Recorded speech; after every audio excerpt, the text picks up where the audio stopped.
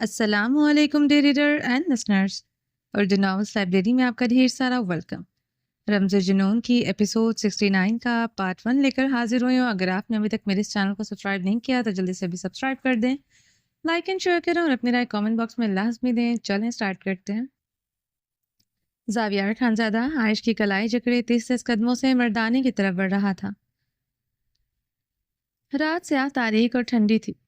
پوری حویلی اس وقت نیم تاریکی میں ڈوبی ہوئی تھی۔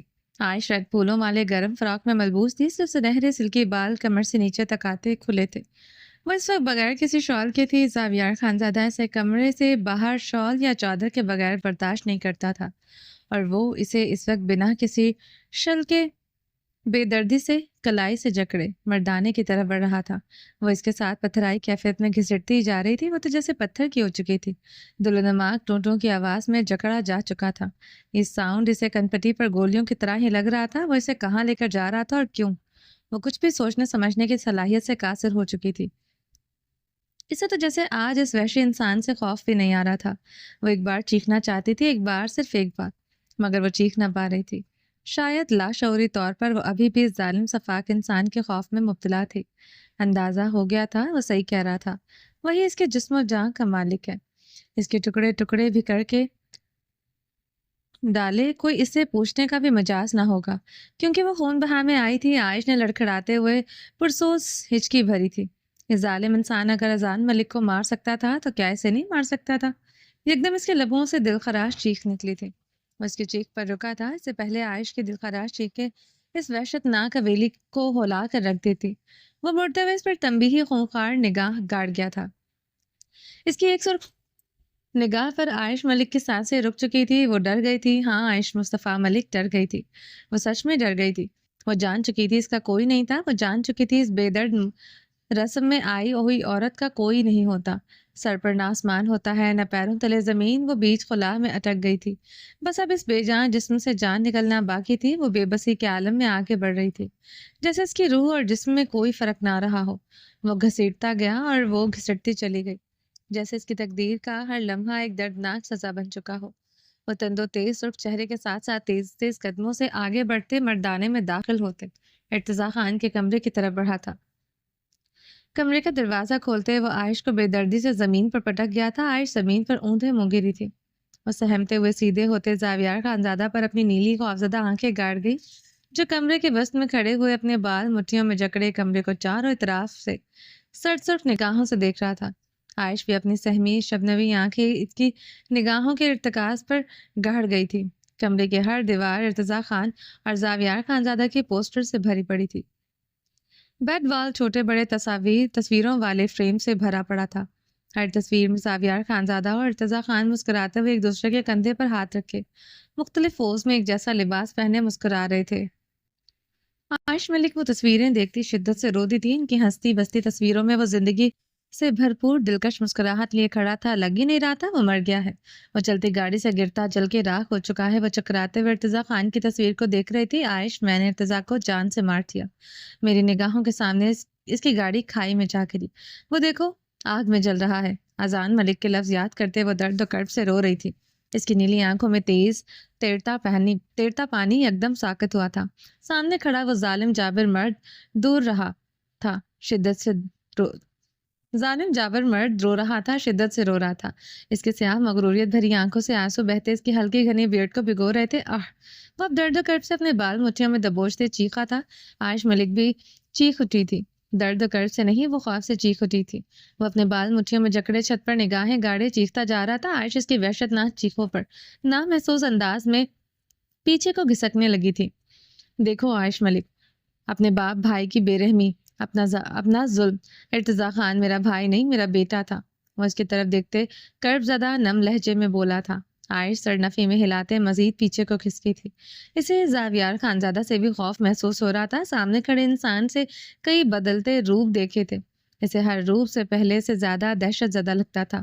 وہ رو رہا تھا مگر عائش ملک کو اس سے مزید خوف محسوس ہو رہا تھا۔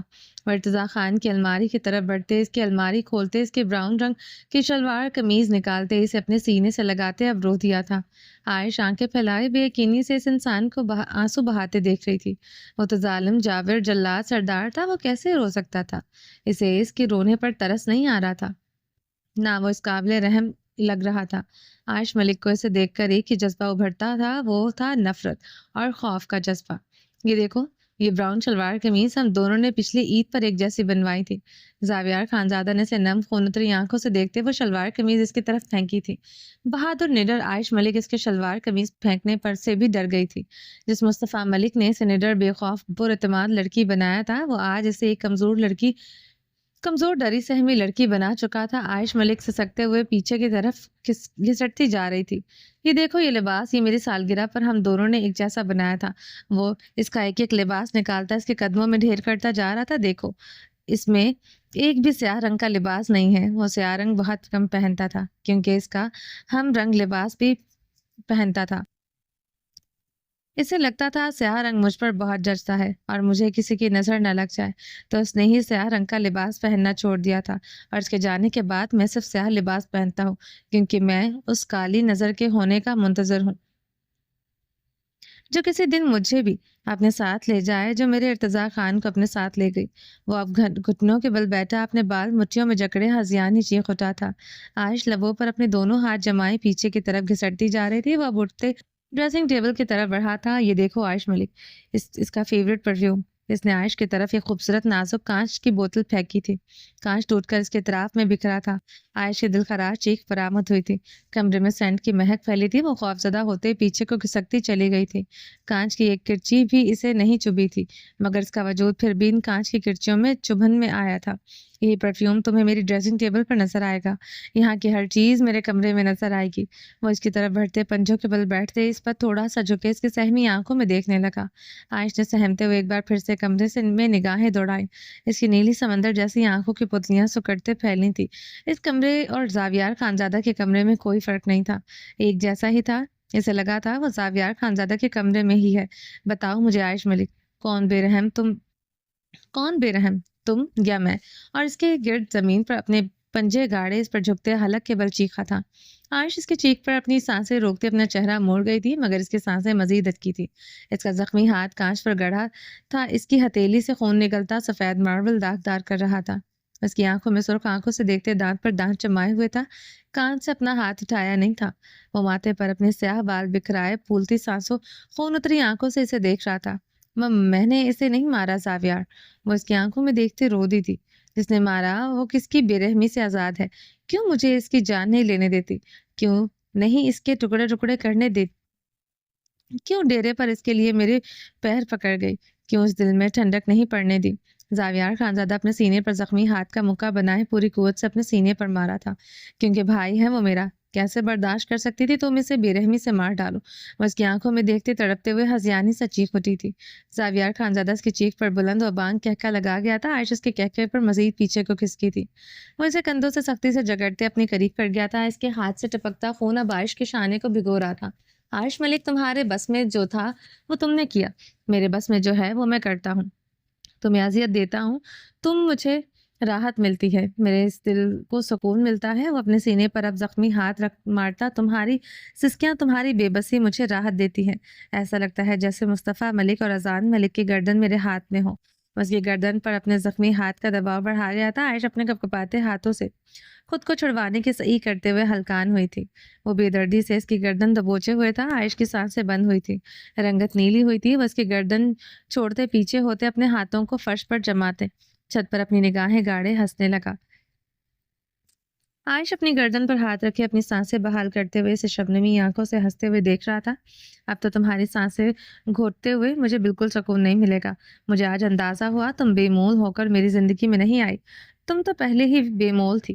وہ ہنستے ہوئے اس کی روح کو بلبلانے پر مجبور کر چکا تھا۔ عائش ملک چیخ چیخ کر رو دی تھی۔ بنی میں تم خود آئی عائش ملک، اگر میں تمہیں لاتا، خدا کی قسم میں تم پر رحم کھا لیتا، مگر تمہاری وجہ سے میں اس شیطان کو نہ مار سکا جس نے میرے ارتضیٰ کو گولیاں مارتے ہوئے اس کی گاڑی کو پہاڑ سے دھکا دیا۔ میں تمہاری بے رحمی، تمہارا ظلم نہیں بھلا سکتا جس میں تم میرے بھائی کو جلتا چھوڑ کر آئی۔ عائش ملک وہ مدھم لہجے میں بول رہا تھا۔ میں ظالم جاگیردار ہوں، میں سردار زاویار خانزادہ ہوں جسے اپنے دشمنوں کو قبر تک پہنچا کر بھی چین نہیں آتا۔ جب اپنے ارتضیٰ کے قاتل کو آزاد دیکھتا ہوں میرے دل میں شعلے دہک اٹھتے ہیں۔ میرا دل کرتا ہے میں پوری دنیا کو آگ لگا دوں، اور میرے سامنے تم آ جاتی ہو۔ جتنا ہو سکتا ہے میں تم پر رحم کرتا ہوں، اس سے زیادہ تم پر رحم نہیں کھا سکتا۔ اگر تم پر رحم کھاؤں گا تو یہ میرے ارتضیٰ کے ساتھ زیادتی ہوگی۔ آج تک اب اس کے الفاظ نہیں پہنچ رہے تھے۔ وہ دیوار میں سمائی بے مشکل اسے سن رہی تھی۔ یہ کمرہ غور سے دیکھو عائش ملک، اس کی آواز ابھی بھی بھیگی سی ہوئی ہے۔ ہم دونوں نے اپنے کمرے ایک جیسے بنوائے تھے۔ اس حویلی میں 4 کمرے ایک جیسے ہیں، 2 مردان خانے میں، 2 زنان خانے میں۔ شادی کے بعد بھی ہمارا ایک جیسے کمروں میں رہنے کا ارادہ تھا۔ جو اسے پسند ہوتا تھا وہ مجھے دل و جان سے پسند ہو جاتا تھا، جو مجھے دل و جان سے عزیز ہوتا تھا وہ ارتضیٰ خان کی روح میں اتر جاتا تھا۔ وہ ہنستا تھا، کہتا تھا لالا کہیں ہم دونوں کو ایک ہی لڑکی پسند نہ آ جائے۔ زاویار خانزادہ کی زخمی ہنسی کمرے میں گونج رہی تھی۔ پہلی مرتبہ جو ارتضیٰ خان کو پسند آیا وہ میرے دل نہ اتر سکا، وہ میرے دل و جان میں زہر بن کر اترا ہے۔ تم میرے دل میں خنجر بن کر پیوست ہو عائش ملک۔ وہ اپنی نم نگاہیں چھت پر گاڑے ہوئے تھا۔ عائش ملک آنکھیں موندے دیوار سے ٹیک لگا گئی تھی۔ کہنے کو بہت کچھ تھا مگر وہ برداشت نہ کر پاتا۔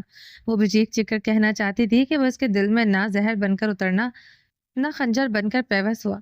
اس کے دل میں تو اتنی جگہ نہیں تھی کوئی نفرت بن کر بھی اتر سکے۔ شاہویر وہ دھڑکنوں کو مٹھیوں میں جکڑے سے زیر لب پکارتے رو دی تھی۔ تم میری زندگی کا سیاہ اور آگ ہو عائش ملک، جس نے مجھے سیاہ کر دیا۔ تم وہ سیاہ نظر ہو عائش ملک جو میری زندگی کی خوشیاں نگل گئی۔ تم وہ سیاہ جادو ہو عائش ملک جو میرے ارتضیٰ کی جان لے گیا۔ تم سیاہ ہی سیاہ ہو، تم تاریک راتوں کی سیاہی ہو جس میں اتر کر میں اپنی راتوں کو مزید سیاہ کرتا جا رہا ہوں۔ وہ اب زمین پر سیدھا لیٹے اپنے بازو اپنے سر کے نیچے باندھ گیا۔ اس کے لہجے کی ٹھنڈک عائش کو اپنی ہڈیوں میں اترتی محسوس ہو رہی تھی۔ تم میری زندگی کا بدبخت دور ہو زاویار خانزادہ، جس میں میرا ہر لمحہ وقت سے دور بدبختی میں بدلتا جا رہا ہے۔ تم میری زندگی کی بدقسمتی ہو زاویار خانزادہ۔ تمہارے نکاح میں آتے ہی خوش بختی میری زندگی سے نکل گئی۔ تم میری زندگی کی وہ منحوس کڑی ہو جس میں نے اپنا آپ کھو دیا۔ تم نے میری زندگی کی ہر روشن لمحے کو سیاہ لمحات میں بدل دیا۔ تمہاری تو راتیں سیاہ ہوتی ہیں مگر میرا پور اذیت میں ڈوب جاتا ہے۔ جب تم میرے قریب آتے ہو، وہ آنکھیں موندے ہوئے زخمی سا سوچ رہی تھی۔ آج کی رات میں ماتم منانا چاہتا ہوں عائش ملک، اونچے اونچے بین کرنا چاہتا ہوں، اس لیے میرے قریب مت آنا۔ یہاں سے چلی جاؤ ورنہ تمہارا حشر کر ڈالوں گا۔ وہ آنکھیں موندے ہی بولا تھا۔ کہاں جاؤں؟ عائش یکدم گھبرائی تھی۔ ویسے کمرے سے بھی نکال رہا تھا، اب یہاں سے بھی سردی شدید تھی۔ وہ حویلی کے کس کونے میں آخر پناہ لے؟ جہاں مرضی جاؤ مگر آج میرے قریب مت آنا ورنہ تمہارا وہ حال کروں گا تم اپنی پہچان بھول جاؤ گی۔ وہ آنکھیں موندے ہی گھبرایا تھا۔ پہچان تو بھول گئی میں آپ کب سے؟ وہ بلا آخر سسک پڑی تھی۔ دفع ہو جاؤ عائش ملک، وہ اٹھتے ہوئے دہاڑا تھا۔ عائش اس کی دہاڑ پر زمین سے اٹھتے بھاگتے ہوئے کمرے سے نکل گئی۔ وہ گہرے سانس لیتے ایک بار پھر سے چیخ اٹھا تھا۔ آج وہ ارتضیٰ کی وجہ سے نہیں، زرق خانزادہ کی وجہ سے ماتم منا رہا تھا۔ دل پر گہرا زخم لگا تھا جو زرق خانزادہ دے کر چلا گیا تھا۔ زاویار خانزادہ رات کے آخری پہر اپنے کمرے میں داخل ہوا تھا۔ وہ اپنے ہاتھ کی ڈریسنگ ایک بار پھر سے کر چکا تھا۔ وہ سیاہ شلوار قمیض میں ملبوس تھا۔ اس کے سیاہ بال پیشانی پر اضطرابی انداز میں بکھرے تھے۔ قمیض کے بٹن آگے سے کھلے تھے۔ باہر طوفانی بارش ہو رہی تھی، اولے پڑ رہے تھے۔ حویلی میں اس طوفان کی عجب سی دہشت پھیلی ہوئی تھی۔ سردی کا زور بڑھ رہا تھا۔ وہ کمرے میں داخل ہوتے اپنے سیاہ شرٹ اتارتے ہوئے زمین بوس کر چکا تھا۔ وہ سیاہ شلوار پر سیاہ سینڈوں میں ملبوس تھا۔ اس کی عادت تھی وہ رات کو نیم گرم پانی سے اچھی طرح شاور لیتے ہی بستر پر آتا تھا۔ آج وہ اپنے بیڈ کی طرف ویسے ہی بڑھ گیا تھا۔ اس کے پیروں میں سیاہ چمکتے بوٹ بھی ابھی تک جوں کے تون تھے۔ وہ بنا اپنے جوتے اتارتے بیڈ پر اوندھے منہ گرا تھا۔ اس کی سرخ آنکھیں نیند سے بوجھل ہو رہی تھیں۔ وہ اپنی عادت کے مطابق نرم تکیے کو اپنے شکنجے میں لے چکا تھا۔ تکیے کو اپنے نیچے کرتے اس نے اپنی نیند سے بھری آنکھیں کھولتے ہوئے بیڈ پر نگاہیں دوڑائیں۔ وہ بیڈ پر نہیں تھی۔ وہ جبڑے بھینچتے تکیے کو اپنے نیچے کرتے اسے اچھی طرح دبوچ گیا۔ آگے پیچھے وہ عائش ملک کو اس طرح خود میں بھینچتا تھا جس کے بغیر اسے نیند نہیں آتی تھی۔ زاویار خانزادہ نے سیدھے ہوتے ایک بار ڈریسنگ روم کے دروازے پر نگاہ ڈالی تھی۔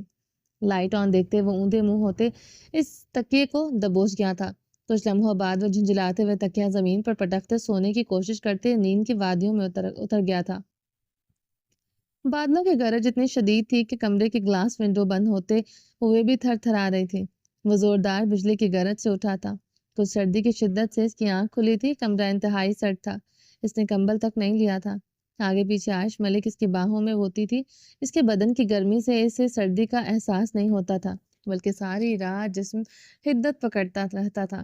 زاویار خانزادہ نے اسے اپنی نیند بھری سرخ آنکھیں کھولتے کمرے میں ارد گرد نگاہیں دوڑائیں۔ اس کی سرخ آنکھیں ڈریسنگ روم کے بند دروازے پر آن ٹھہری تھی۔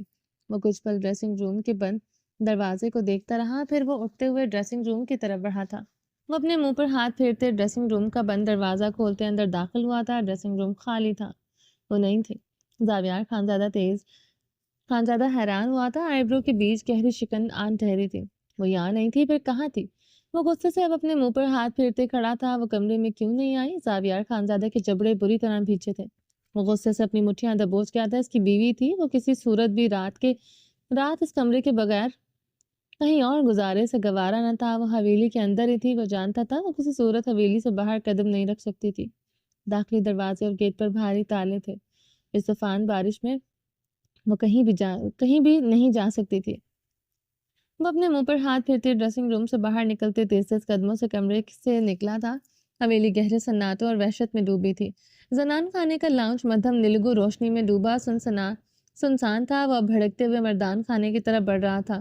مردان خانے میں کوئی مرد نہیں تھا، بلکہ پوری حویلی میں کوئی مرد نہیں تھا۔ آلیان خان تبریز خان ہاسپٹل میں تھے اور ظریف واپس نیو یارک چلا گیا تھا۔ ظریف کا سوچتے اس کے قدم رکے تھے۔ وہ اپنا سر جھٹکتے ہوئے بھاری قدموں سے عائش کی تلاش میں آگے بڑھا۔ اس وقت اس کے دماغ میں عائش تھی۔ اگر حویلی میں کوئی بھی مرد ہوتا تو وہ عائش کو مردانے یا کمرے سے باہر پاتے۔ اس کے بخیے تو ضرور ادھیڑتا۔ ابھی شریانوں میں دوڑتا خون اس لیے بوائلنگ پوائنٹ پر نہیں آیا تھا۔ اس وقت اس حویلی میں اس کے علاوہ کوئی مرد نہیں تھا۔ وہ مردانے کی طرف بڑھتے ایک ایک کمرے کا دروازہ کھولتے عائش کو ڈھونڈنے لگا۔ جتنی سردی تھی یقیناً اس نے کسی کمرے میں پناہ ڈھونڈی ہوگی۔ وہ مردانے کے کسی کمرے میں نہ تھے، نہ ہی لاؤنج بیٹھک میں تھی۔ وہ تیش و عالم سے زنان خانے داخل ہوتے زنان خانے کے سٹنگ ایریا اور خالی کمروں کی طرف بڑھنے لگا۔ اسے کہیں نہ پا کر وہ غصے سے کھول کر رہ گیا تھا۔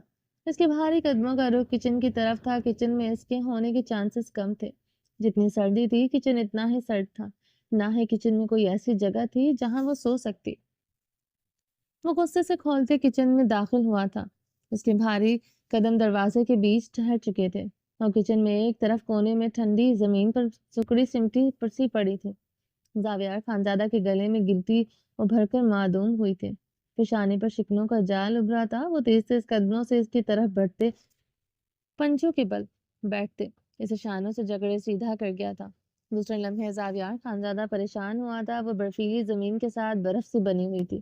ٹھنڈی یخ نیلا پڑتا چہرہ، وہ ہوش و خرچ سے بیگانہ تھی۔ وہ اسے اپنی گود میں اٹھاتے ہوئے کھڑا ہوا تھا اور تیز تیز قدموں سے کچن سے نکلتے اپنے کمرے کی طرف بڑھا۔ وہ کمرے کا دروازہ پاؤں کی ٹھوکر سے کھولتے اندر داخل ہوا تھا۔ وہ اس کے پھولوں سے نازک وجود کو بیڈ کے وسط میں لٹاتے اس پر جھکا تھا۔ عائش، زاویار خانزادہ نے اس پر جھکتے ہوئے اس کے گال تھپتھپائے تھے۔ عائش بے سدھ سے پڑی تھی۔ اس کا پورا جسم سردی کی وجہ سے اکڑا ہوا تھا۔ زاویار خانزادہ جلدی سے کمرے میں لگے الیکٹرک ہیٹر کی طرف بڑھا تھا۔ وہ آن کرتے اس نے اپنے شوز اتارتے بیڈ کی طرف بڑھتے عائش کے وجود سے ٹھنڈی فراک اتار گیا تھا۔ وہ اس کے پہلو میں لیٹتے ہوئے اسے خود کے ساتھ لپٹاتے بھاری گرم کمبل اس کے اوپر اپنے آپ پر گر گیا تھا۔ وہ اس سے خود کے ساتھ لپٹائے اس پر اپنی ایک ٹانگ رکھے ہوئے تھا۔ وہ اس کے بدن کو ایسی حدت دے رہا تھا اور یک ٹھنڈی تھی۔ زاویار خانزادہ اس سے خود میں بھینچے پریشانی سے اپنی کنپٹی مسل رہا تھا۔ اس کے بدن کی ٹھنڈک گرمی میں ہی تبدیل نہ ہو رہی تھی۔ وہ اسے نرمی سے خود سے علیحدہ کرتے اس پر اچھی طرح کمبل دیتے ہوئے کمرے کے وسط میں بنے آتش دان کی طرف بڑھا تھا۔ وہ پنجوں کے بل بیٹھتے آتش دان میں لکڑیاں سیٹ کرتے آگ جلاتے ہوئے بیڈ کی طرف بڑھا تھا۔ کمرہ آتش دان کی گرمی الیکٹرک ہیٹر سے گرم ہونا شروع ہو چکا تھا۔ وہ اس کے پہلو میں لیٹتے پھر سے اس کے نازک مخملی مگر ٹھنڈے وجود کو خود کے ساتھ لپٹاتے ایک کمبل میں غروب ہو چکا تھا۔ وہ اس کی برہنہ کمر پر ہاتھ پھیرتے اسے سختی سے خود میں بھینچے اسے حدت پہنچانے لگا۔ اس کے جسم کی ٹھنڈک محسوس کرتے زاویار خانزادہ اپنی سیاہ سینڈو ریموو کر گیا تھا۔ اب وہ اس کے برہنہ سینے میں سمائے ہوئے تھی۔ وہ دونوں کمبل کے اندر غروب تھے۔ عائش، زاویار خانزادہ نے بے حد ملائمت سے اس کے کان میں مدھم سرگوشی کرتے اسے پکارا۔ عائش زاویار خانزادہ سے بے حد نرمی سے پکارتے اس کے سنہری بالوں میں انگلیاں پھیر رہا تھا۔ وہ ہوش و خرد سے بیگانہ مکمل بیگانہ تھی، جسم نے ابھی تک حدت نہیں پکڑی تھی۔ وہ کمبل کے اندر بمشکل سانس لے رہا تھا۔ کمرہ بے حد گرم ہو چکا تھا، اوپر سے وہ اپنی بیوی کو لیے کمبل میں غروب تھا۔ عائش کا جسم سرد تھا، مگر اس کے خوبصورت جسم کی نازکی اس کے مخملی نشیب و فراز سے اس کے جسم سے سپارک پیدا کر گئے تھے۔ وہ بمشکل سانس لیتے کمبل اپنے چہرے سے سرکا گیا تھا، مگر عائش اس کے سینے پر کمبل کے اندر رہی تھی۔ زاویار خانزادہ نے سائڈ ٹیبل پر پڑا اپنا موبائل اٹھاتے ٹائم چیک کیا۔ رات کے 4 بج رہے تھے۔ وہ اس وقت ہاسپٹل بھی نہیں لے کر جا سکتا تھا۔ باہر طوفانی بارش ہو رہی تھی۔ وہ اس کی کمر کو نرمی سے سہلاتے ہوئے اسے اپنے نیچے کرتے اس کے اوپر آیا تھا۔ وہ اس طرح اس حلیے میں زاویار خانزادہ کے حواس معطل کر چکی تھی۔ زاویار خانزادہ اپنے سامنے پڑے ہوش ربا وجود سے نظریں چرا گیا تھا۔ زاویار خانزادہ کی آنکھوں میں مخمور پن اترا تھا۔ نظریں بھٹکتی ہوئی سنگ مرمر سے تراشے ہوئے بدن پر جا ٹھہری۔ وہ جتنی کم سن اور خوبصورت تھی، اس کا بدن اسے کہیں زیادہ نوخیز اور بلکھاتی لہروں کی طرح تھا، جس پر نظر پڑنے کے بعد نظر ہٹانا کافی مشکل امر ہوتا تھا۔ اس کے سرخ ہونٹ جو نیلے پڑ رہے تھے، وہ انہیں اپنے انابی لبوں میں دبا گیا تھا۔ ایک ہاتھ اس کے نازک گال پر سرسرا رہا تھا۔ آہستہ آہستہ زاویار خانزادہ کا جنون اس کے نازک ہونٹوں پر بڑھتا جا رہا تھا۔ وہ اسے ہوش میں لانے کے لیے اس کے ٹھنڈے نازک بدن پر اپنا گرم ہوتا سینہ رگڑنے لگا اور اس کے لبوں کو مسلسل اپنی شدت سے کھینچتے ان کی نلاہٹ دور کرنے کی کوشش کر رہا تھا۔ عائش بے ہوشی کے عالم میں بھی سسک کر رہ گئی تھی، اس کا سسکنا محسوس کر کے وہ پیچھے ہوا۔ عائش زاویار خانزادہ نے اس کا گال پھر سے تھپتھپایا۔ وہ پھر سے ہوش و خرد سے بیگانہ تھی، شاید وہ اس کا جنون اپنے لبوں پر برداشت نہیں کر پائی تھی۔ نیلے ہونٹ سرخ ہوئے تھے، پھر سے نلاہٹ میں تبدیل ہوئے تھے۔ زاویار نے اپنی نظریں عائش کے حسین چہرے پر جمائی اور پھر گہری بے باک استحاق بھری نظر اس کے بھڑکتے دو آتشہ بدن پر ڈالی تھی۔ زاویار خانزادہ نے اپنے منہ پر ہاتھ پھیرا تھا۔ وہ جس طرح ٹھنڈی پڑ رہی تھی، اسے بدن کو گرمی دینے کے لیے اس کے قریب جانا ضروری تھا۔ وہ اس کی نازک حالت دیکھ کر سوچ بچار پر مجبور تھا۔ حسین نقوش مرجھائے سے تھے، رنگت میں نلاہٹوں کے ساتھ زرپن سا اترا تھا۔ جسم پر پہلے ہی اس کی شدتوں کے نشان تھے۔ اس کی نیلی آنکھیں یاد آئی تھی، کتنی یاسیت بھری تھی جب مصطفیٰ ملک کا فون بند ہو چکا تھا۔ وہ اس کی پیشانی پر اپنی نیلی رگوں سے ابھرتا ہاتھ رکھ گیا۔ وہ یک ٹھنڈی تھی۔ زاویار خانزادہ دل و دماغ دونوں کی سنتے اس کی دھڑکنوں سے شدت سے لپٹا تھا۔ اس کی دھڑکنوں سے لپٹنے کی دیر تھی۔ زاویار خانزادہ کا پورا وجود آگ کی بھٹی کی طرح گرم ہوا تھا۔ زاویار کے لب عائش کے پورے بدن کو آہستہ آہستہ محسوس کر رہے تھے۔ زاویار کے لب عائش کے بدن پر ہر جگہ اپنا لمس چھوڑتے ہوئے اپنا مکمل حق جتا رہے تھے، اور ہاتھ اچھی طرح اس کے بدن کی نازکی کو محسوس کرتے ہوئے اپنی ہر حد پار کرتے ہوئے گہرائیوں میں اتر رہے تھے۔ وہ ہمیشہ کی طرح جنونی ہو رہا تھا۔ اوپر ہوتے اس سے پہلے اپنے جسم کو ہر پردے سے آزاد کرتے اسے مکمل خود میں سماتا زاویار خانزادہ رک سا گیا تھا۔ اس کی رنگت میں اچھی خاصی زردیاں اتری ہوئی تھی۔ اسے پورا یقین تھا وہ بے ہوشی کے عالم میں بھی اسے سہن نہیں کر سکے گی۔ پتہ نہیں دن کی اس کی قربت کے بعد اس کے پہلو میں لیٹی عورت نے کھانا بھی کھایا تھا کہ نہیں۔ زاویار اس کے نقوش کو بغور دیکھتے سوچ رہا تھا۔ دوپہر میں وہ بہت زیادہ شدت پسند ہو گیا تھا۔ پہلی مرتبہ اسے اتنا تیار دیکھا تھا۔ اس کا دو آتشہ روپ دن میں اسے اچھا خاصا بہکا چکا تھا۔ وہ گہرا سانس بھرتے سے دور ہو چکا تھا۔ وہ بیڈ سے اٹھتے اس کے پیروں کی طرف بڑھا تھا۔ پھر اس صدی کا ایک عجیب واقعہ ہوا۔ مغرور سردار زاویار خانزادہ جس کے لیے یہ عورت بے مول تھی، وہ ہمیشہ رہنے والی تھی۔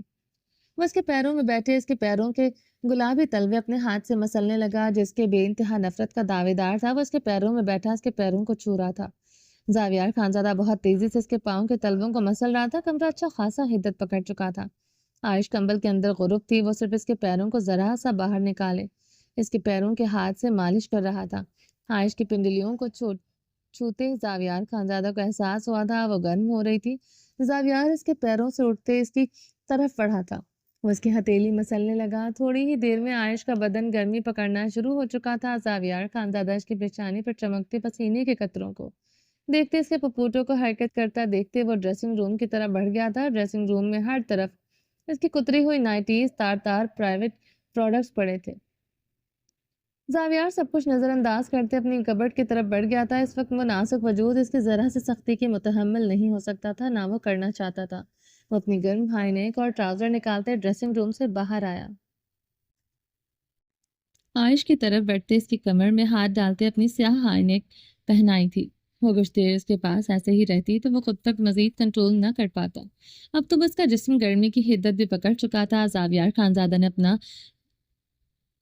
ٹراؤزر دیکھا، اس کے نازک بدن پر بمشکل ہی ٹک پاتا۔ وہ گہرا سانس بھرتے ٹراؤزر پھینکتے عائش کے قریب لیٹتے اسے اپنے سینے پر کرتے اور کمبل اس کے اوپر کر گیا۔ وہ اپنے کپکپاتے ہاتھ اس کے برہنہ سینے پر رکھتے اس کے سینے پر موجود براؤن بالوں کو مٹھی میں جکڑ گئی تھی۔ وہ آہستہ آہستہ بیدار ہو رہی تھی۔ اب وہ مکمل بیدار ہو چکی تھی۔ بدحواس ہوتے زاویار سے دور ہوتے پیچھے ہوئی۔ اس سے پہلے وہ بیڈ سے نیچے گرتی وہ اس کی کمر میں ہاتھ ڈالتے اسے اپنے اوپر کر گیا تھا۔ عائش نے خوفزدہ ہوتے اسے دیکھا۔ وہ اس کی قربت کے خوف سے لرزتے ہوئے اسے دیکھ رہی تھی۔ کھانا کھایا تھا؟ زاویار خانزادہ نے اس کی آنکھوں میں خوف کی بابت تحریر پڑھتے سنجیدگی سے استفسار کیا۔ اس کے ہاں یا نہ میں وہ فیصلہ کرنے والا تھا وہ اس کے قریب جائے کہ نہ جائے۔ نہیں، عائش نے سر نفی میں ہلایا۔ جھوٹ بول رہی ہو؟ سوالیہ انداز میں آئی برو چڑھایا گیا۔ نہیں، عائش نے پھر سے نفی میں سر ہلایا تھا۔ کیوں نہیں کھایا؟ زاویار خانزادہ نے اس کے عارض پر بکھری سنہری لٹیں نرمی سے اس کے کان کے پیچھے عرصی۔ پتہ نہیں، عائش نے آہستگی سے کہا۔ کب کھایا تھا؟ وہ اس کی جھکی گھنیری پلکوں کو دیکھتے پوچھ رہا تھا۔ یاد نہیں۔ وہ اس کی دو لفظی جواب پر زاویار خانزادہ جھنجھلایا سا تھا۔ بارش ابھی تک شدت کی ہو رہی تھی۔ طوفان تھا کہ شدت اختیار کرتا جا رہا تھا۔ کمرے کی نیلگو روشنی میں گلاس ونڈو سے بھی کبھی کبھار گرجتی بجلی کو اندر بجلی کا کوندا سا لپکتا تو کمرہ مزید روشن ہو جاتا۔ وہ اس کی نازک کمر میں ہاتھ ڈالے اسے بہت غور سے دیکھ رہا تھا۔ یکدم اتنی تیزی سے بجلی گرجی تھی کہ ایسا لگا تھا کہ جیسے بلند بانگ پہاڑ زمین میں سما گئے ہوں۔ زاویار خانزادہ بھی اس نازک آواز پر ہڑبڑایا سا تھا۔ نازک کمر پر ہاتھ کی گرفت ڈھیلی ہوئی تھی۔ وہ منہ پر ہاتھ پھیرتے عائش کی طرف متوجہ ہوا۔ مسٹل ویسے ہی اس کے سینے پر موجود تھی، ذرا سا اوپر ہوئے جھکی نگاہوں کے ساتھ اس کے سینے پر اپنے نازک ہاتھ دھرے ہوئے تھی۔ وہ حیران ہوا تھا، بلکہ اچھا خاصا حیران ہوا تھا۔ عائش ملک ایک نازک عورت کو اتنی خوفناک گرج پر خوف سے اس کے سینے میں سمانا چاہیے تھا۔ اتنی گرج پر بھی اس کی پوزیشن میں کوئی فرق نہیں آیا تھا۔ وہ اس کے سینے پر موجود تھی، بے حس اور حرکت سے دیکھ رہی تھی۔ پتہ نہیں کیوں اسے اس کی اتنی بہادری ذرا نہیں کھائی تھی۔ وہ عجیب سی کیفیت کا شکار ہوا تھا۔ عائش ملک کو تو لرزتے ہوئے اس کے سینے میں سمانا چاہیے تھا۔ باہر بجلی چمک رہی تھی، اتنی شدت سے چمک رہی تھی کہ کمرہ لرز رہا تھا، مگر وہ نہیں لرز رہی تھی۔ زاویار خانزادہ اس کی کمر پر اپنی گرفت مضبوط کرتے اسے کینہ توز کاٹ دار نگاہوں سے دیکھ رہا تھا۔ عائش! وہ حلق کے بل اتنی زور سے دہاڑ اٹھا تھا کہ زاویار خانزادہ کے حلق میں خراش پڑ گئی۔ گردن کی رگیں پھولتی، کنپٹی کی نیلی رگیں ابھر آئی تھی۔ وہ اس کی دہاڑ پر لرزتے ہوئے اس کے سینے میں سمائی تھی۔ اس کے لرزنے پر زاویار خانزادہ کے لبوں پر اب محفوظ خود پسند سا تبسم بکھرا تھا۔ اس کا کالرز اس کا لرز کر اس کے پاس سینے میں سمانا اسے دگنا سکون دے گیا تھا۔ وہ اس پر کمبل اچھی طرح کر گیا تھا۔ عائش کا نازک مخملی گرم سا وجود اس کے سینے پر دھرا تھا۔ وہ مکمل کمبل میں غروق تھی۔ زاویار خانزادہ خود کندھوں تک کمبل لیے ہوئے تھا۔ اس کے قریب ہو تو کمرے میں کم ہی الیکٹرک ہیٹر اور آتش دان جلا کرتا تھا۔ وہ کافی ہوتی تھی اسے گرم رکھنے کے لیے، مگر آج وہ پسینے سے تر بھی خود پر کمبل اوڑھے ہوئے تھا۔ عائش ملک کو حدت کی ضرورت تھی۔ اس کے سینے پر موجود اس کا نازک بدن سردی اور کمزوری سے ہلکا ہلکا ارتعاش کی کیفیت میں تھا۔ زاویار خانزادہ کے مغرور نقوش تنے ہوئے تھے۔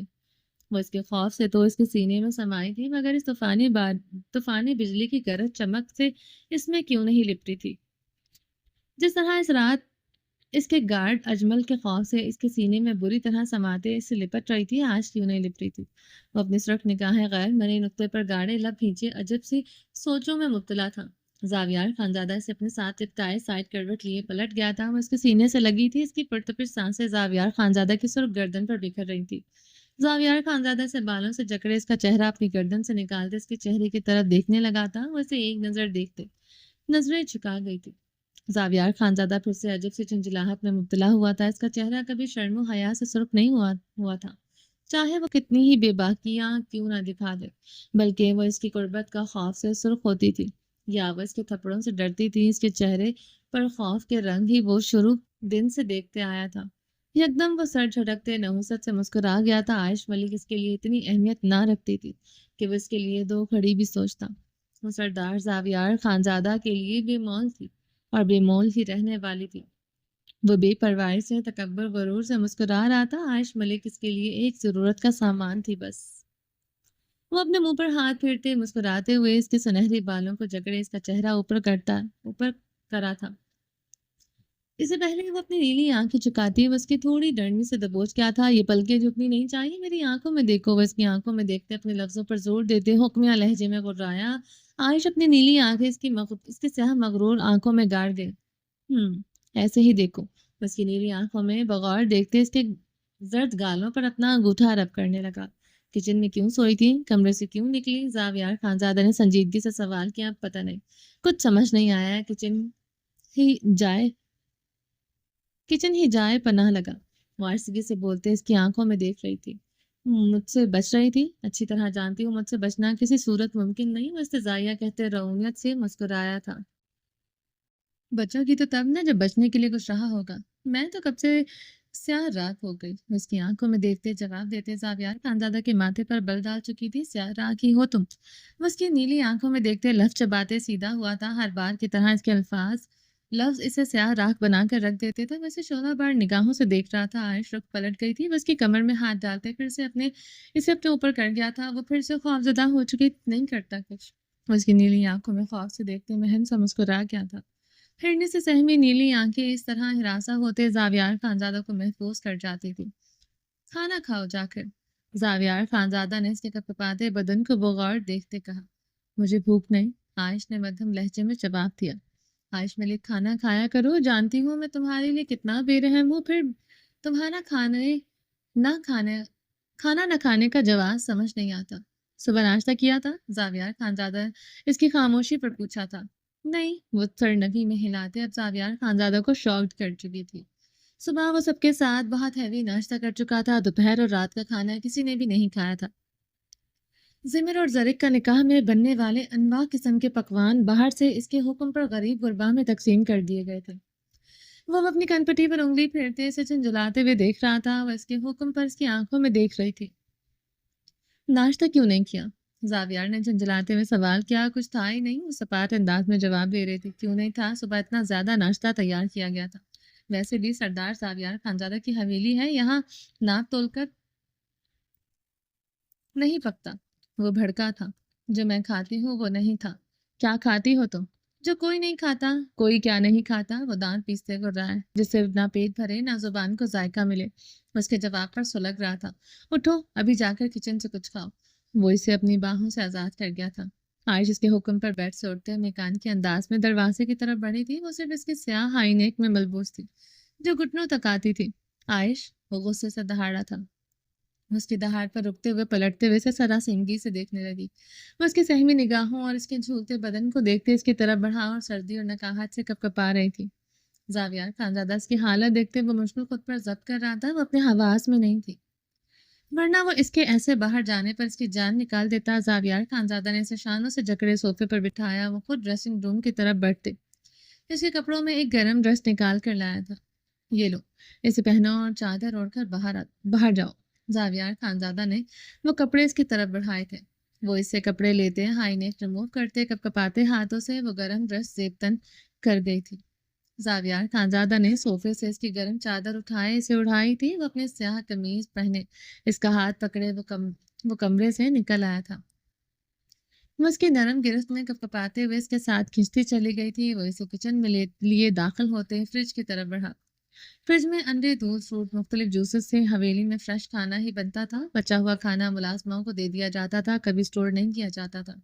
زاویار نے عائش کی طرف دیکھا تھا۔ وہ ایک طرف کھڑی کپکپا رہی تھی۔ زاویار خانزادہ نے آگے بڑھتے کچن کے برنر آن کیے تاکہ کچن میں حرارت پیدا ہو سکے۔ وہ عائش کو شانوں سے جکڑے نرمی سے کچن میں پڑی ڈائننگ ٹیبل کی گرد کرسی پر بٹھا گیا تھا۔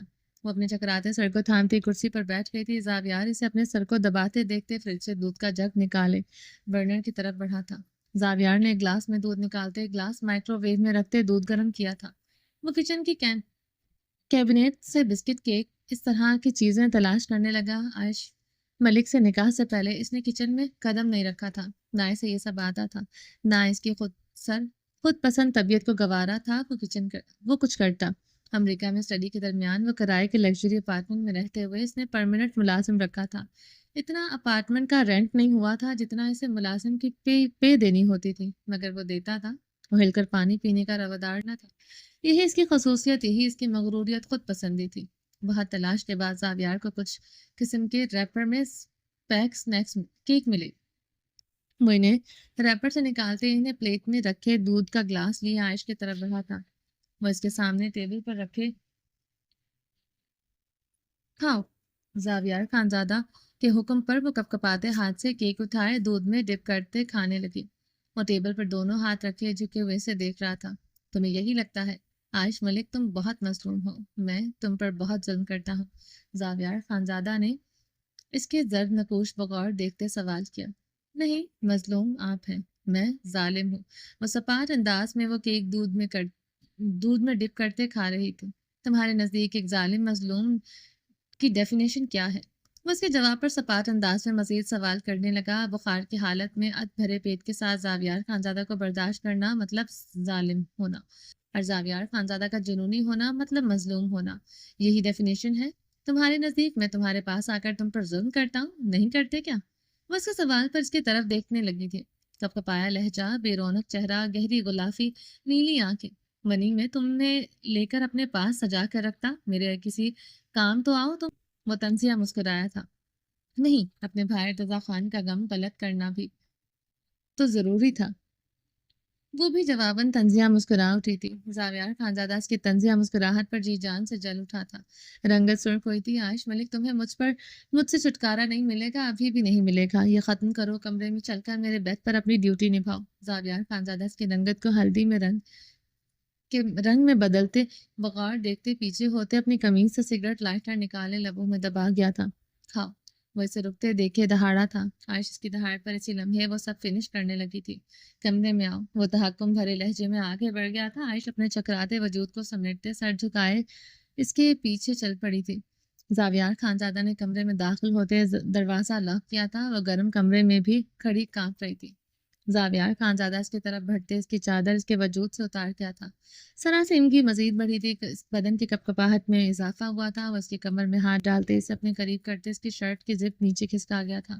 ٹھنڈی برہنہ کمر پر گرم ہاتھوں کا لمس پاتے وہ بے سکون ہوتے سسکی تھی۔ اس کی نیلی آنکھوں میں آنکھیں گاڑے اپنا گرم ہاتھ سڑکاتے اس کی ٹھنڈی دھڑکنوں کو چھو گیا تھا۔ اس کی نیلی سمندری آنکھوں میں موتی ٹوٹ کر اس کے عارض پر برسے تھے۔ وہ گہرا مسکراتے ہوئے اس کی عارض پر جھکے وہ موتی اپنے لبوں پر چنتے اسے اپنی گود میں اٹھا گیا تھا۔ عائش خود کو اس ستمگر کے حوالے کرتے آنکھیں مونتے اپنے بدن کو ڈھیلا چھوڑ گئی تھی۔ اس کے سنہرے بال کر زمین کو چھونے لگے تھے۔ وہ اس کی بند آنکھوں پر جھلملاتی چمن کو بغور دیکھتی، اسی لیے بیڈ کی جانب بڑھتے اسے بیڈ پر لٹاتے اس پر گھٹا بن کر چھایا تھا۔ وہ اس کی کمر میں ہاتھ ڈالتے اسے اپنے چوڑے سینے پر کرتے کمبل اچھی طرح اس پر اڑھاتے اس کی شرٹ کی زپ اوپر کر گیا تھا۔ اپنی شرٹ کی زپ اوپر کھسکتے محسوس کرتے عائش نے آنکھیں کھولے سے دیکھا، وہ اسے ہی دیکھ رہا تھا۔ عائش کی نیلی آنکھوں میں بے یقینی دیکھتے وہ آنکھیں موندے اس کے اوپر سے اپنی ٹانگ رکھ گیا تھا۔ وہ اب مکمل طور پر اس کے سینے میں قید تھی۔ وہ بے یقینی سے اس کی بند آنکھوں کو دیکھ رہی تھی۔ سو جاؤ عائش ملک، آج رات تمہیں نہیں جگاؤں گا، بلکہ اب تب تک تم اپنی نیند پوری کر سکتی ہو جب تم ٹھیک نہ ہو جاؤ۔ وہ آنکھیں موندے بول رہا تھا۔ وہ بے یقین ہوتے اس کی گردن میں منہ چھپا گئی تھی۔ زاویار خانزادہ کو اپنی گردن نم ہوتی محسوس ہو رہی تھی۔ ان نیلی آنکھوں سے جھڑنا آج اس کی وجہ سے نہیں، مصطفیٰ ملک کی خود غرضی پر بہہ رہا تھا۔ وہ جانتا تھا اپنوں کی خود غرضی دل کیسے چھلنی کرتی ہے۔ اسے احساس تھا تم رو سکتی ہو عائش ملک، تم ماتم منا سکتی ہو، میں تمہیں کچھ نہیں کہوں گا۔ وہ اس کی دبی دبی سسکیوں پر بول اٹھا تھا۔ اس کی دبی دبی سسکیاں ماتم میں تبدیل ہو چکی تھی۔ وہ زاویار خانزادہ کے سینے میں منہ چھپائے بلک بلک کر رو دی تھی۔ وہ اس کو سنہرے بالوں میں انگلیاں پھیرتے آنکھیں موندے ہوئے تھا۔ باہر آسمان رو رہا تھا، اندر عائش ملک رو رہی تھی۔ برستے آسمان سے خوف محسوس نہیں ہو رہا تھا، مگر عائش ملک کے آنسوں سے خوف سا محسوس ہو رہا تھا۔ زاویار خانزادہ کے جبڑے بھینچتے جا رہے تھے۔ اس کی پرسوز ہچڑیوں میں تبدیل ہوتے مدھم پڑتی جا رہی تھی۔ آہستہ آہستہ نیند اس پر مہربان ہوتے جا رہی تھی۔ اس کے حصار میں گہری نیند سو چکی تھی۔ وہ چاہ کر بھی سو نہ پا رہا تھا۔ باہر اندر کا طوفان تھم چکا تھا۔ اب باہر اور اندر گہرا سکوت چھایا تھا، مگر نیند زاویار خانزادہ کی آنکھوں سے روٹ چکی تھی۔ وہ نہیں جانتا تھا ایک وقت آئے گا اسے نیند تو آئے گی، مگر وہ سونا نہیں چاہے گا۔ اذان ملک امریکہ کے سٹی لاس اینجلس میں اپنے کمرے میں اضطرابی انداز میں ٹہل رہا تھا۔ وہ پہلے سے کہیں زیادہ کمزور ہو چکا تھا۔ اگر یہ کہا جائے اس کے جسم پر صرف ہڈیاں تھیں، یہ کہنا غلط نہیں ہوگا۔ آنکھوں کے نیچے سیاہ ہلکے زرد رنگت بے رونق بال کوما کے دوران اپنے صحت مند بال کھو چکا تھا۔ وہ جھڑتے ہی جا رہے تھے مگر وہ صحت مند ہو رہا تھا۔ 1.5 مہینہ وہ کوما میں رہا تھا۔ وہ ہوش میں آ چکا تھا، چلنے پھرنے بھی لگا تھا، مگر وہ اذان ملک نہ رہا تھا۔ جس کے چہرے پر کبھی ہنسی ہوتی، آنکھوں میں چمک ہوتی تھی، وہ زندہ رہنا چاہتا ہی نہ تھا۔ اس کے ہاتھوں سے کسی بے گناہ کی جان چلی گئی، وہ بھول ہی نہ پا رہا تھا۔ وہ ارتضیٰ خان کو مارنے کے ارادے سے نہیں کیا تھا، صرف اپنا غصہ اتارنے گیا تھا۔ خون گرم ہوا تھا، غیرت بھی جوش میں آئی تھی، مگر اوسان خطا نہیں ہوئے تھے کہ وہ اس کو اتنی سی بات پر مار ڈالتا۔ مگر اس کے ہاتھوں سے 3 گولیاں چلی تھیں، ارتضیٰ خان کے سینے سے خون نکلتے اس نے دیکھا تھا۔ وہ گاڑی سے اترتے اس کے پیچھے بھاگا بھی تھا۔ گاڑی اس کے سامنے گہری کھائی کی نظر ہو گئی تھی، اس میں سے نکلتی آگ کی لپٹیں اس نے دیکھی تھیں۔ اذان ملک اپنے چکراتے سر کو تھام گیا تھا۔ زاویار خانزادہ التمش خانزادہ نے اسے بہت مارا تھا، بہت تشدد کیا تھا۔ چابک سے اس کے چہرے پر مکے لاتے ماری، اس کا سر پلر سے ٹکراتے رہے تھے۔ بے حد تشدد کیا تھا۔ وہ کمرے میں ٹہلتے رکا۔ عائش کا نمبر مسلسل آف آ رہا تھا۔ مصطفیٰ ملک سے ہزاروں بار پوچھنے پر اسے یہی پتہ چلا تھا کہ عائش سبرینا ملک کے پاس ہے۔ نہ سبرینا ملک سے کانٹیکٹ ہو پا رہا تھا، نہ عائش ملک سے۔ عائش ملک اور ان دونوں میں اتنی محبت نہیں تھی۔ وہ پیار سے بات کرنے سے زیادہ ایک دوسرے سے لڑتے زیادہ تھے، مگر وہ اس کی نیلی آنکھوں میں آنسو نہیں دیکھ سکتا تھا۔ وہ اس کے بغیر کچھ ہی دن گزار سکتا تھا۔ سبرینا ملک اس سے کہیں زیادہ عائش ملک سے محبت کرتی تھی، مگر وہ بہت ضدی عورت تھی۔ اگر دشمنی کرنے پر آئے تو وہ عائش ملک سے بھی کٹ جاتی تھی۔ وہ اس طرح مہینوں ان سے بات نہ کر کے انہیں سزا دیتی تھی، مگر اب ایسا بھی نہ تھا۔ وہ عائش ملک کو اپنے پاس لے جاتی، مگر اس کے ہوش میں آنے تک اس کا انتظار نہ کرتی۔ اتنی بے رحم ماں بھی نہیں ہو سکتی تھی۔ عائش بھی تو ایسی نہ تھی۔ اس کے بخار ہونے پر اسے دوا کھانا دے ہی دیتی تھی۔ اذان ملک ہلکا سا ہنسا تھا، بہت احسان کر کے گندی سی چائے اور بریڈ اس کے سامنے رکھ دیتی تھی۔ جب میڈ اویلیبل نہ ہو، اس میں بھی اپنا ہاتھ جلایا ہوتا تھا۔ وہ روتے ہوئے ہنس پڑا تھا۔ پتہ نہیں عائش ملک کہاں تھی۔ عائش ملک کے نام پر مصطفیٰ ملک کی آنکھیں کیوں بھیگتی تھیں۔ وہ اپنی نم آنکھیں رگڑتے ایک بار پھر سے مصطفیٰ ملک سے بات کرنے کے لیے کمرے سے نکل گیا تھا۔ وہ افریقہ میں ایک بہت بڑے ویلتھ آرگنائزیشن حقوق نسواں کے طور پر کام کرتے مختلف شہروں کا وزٹ کر رہی تھی۔ سبرینا ملک مختلف آرگنائزیشن کے ساتھ کام کر رہی تھی، بہت بڑی بزنس مین تھی۔ دن رات مختلف انٹرویوز کی وجہ سے وہ بے پناہ مصروف تھے۔ سبرینا ملک کے پاس اتنا ٹائم نہیں تھا کہ وہ کچھ بھی سوچتی، پیچھے مڑ کر دیکھتی۔ شہرت کی چکا چوند میں اس نے بہت کچھ گوا دیا تھا، مگر اسے پرواہ نہ تھی۔ مصطفیٰ ملک نے بھی بہت سال پہلے اس پر بد کردار ہونے کا الزام لگایا تھا۔ اس دن کے بعد وہ مصطفیٰ ملک سے کنارہ کشی اختیار کر چکی تھی۔ وہ ایک ضدی خاتون تھی، جس ضد پر قائم ہو جائے پہاڑ کی طرح جم جاتی تھی۔ عائش ملک کو وہ اگلے 6 مہینے تک معاف نہ کرنے کا ارادہ رکھتی تھی۔ اس کی وجہ سے مصطفیٰ ملک اس پر غرایا تھا۔ مصطفیٰ ملک کی وہ اونچی آواز برداشت کرنے کی روادار نہ تھی کہ جا کے وہ اونچا بولتا۔ وہ اس وقت افریقہ میں اپنے آفس میں اپنی چیئرز پر بیٹھے آنکھیں موندے ہوئے تھے۔ مصطفیٰ ملک برسوں پہلے ان کے آگے جھک جاتے تو شاید انہیں معاف کر دیتی، مگر انہوں نے ان پر وہ الزام لگایا جو وہ تھی نہیں۔ جتنی بھی بول رہی، جتنے بھی مرد ان کے دوست تھے، مگر دل میں صرف مصطفیٰ ملک تھے۔ آج بھی مصطفیٰ ملک تھے، مگر ضدی سبرینا ملک سب کچھ کھو سکتی تھی۔ اپنی انا، اپنا جھوٹا پندرار نہیں کھو سکتی تھی۔ وہ آنکھیں موندے کرسی پر جھولتے مسکراتی جا رہی تھی۔ چلیں جی، باقی کا نیکسٹ ایپیسوڈ میں کنٹینیو کریں گے۔ امید ہے آپ کو یہ ایپیسوڈ پسند آئی ہوگی۔ چینل کو سبسکرائب نہیں کیا تو جلدی سے ابھی سبسکرائب کر دیں، لائک اینڈ شیئر کریں، اور اپنی رائے کامنٹ باکس میں لازمی دیں۔ اپنا ڈھیر سارا خیال رکھیے گا، دعاؤں میں مجھے لازمی یاد رکھیے گا۔ اللہ حافظ۔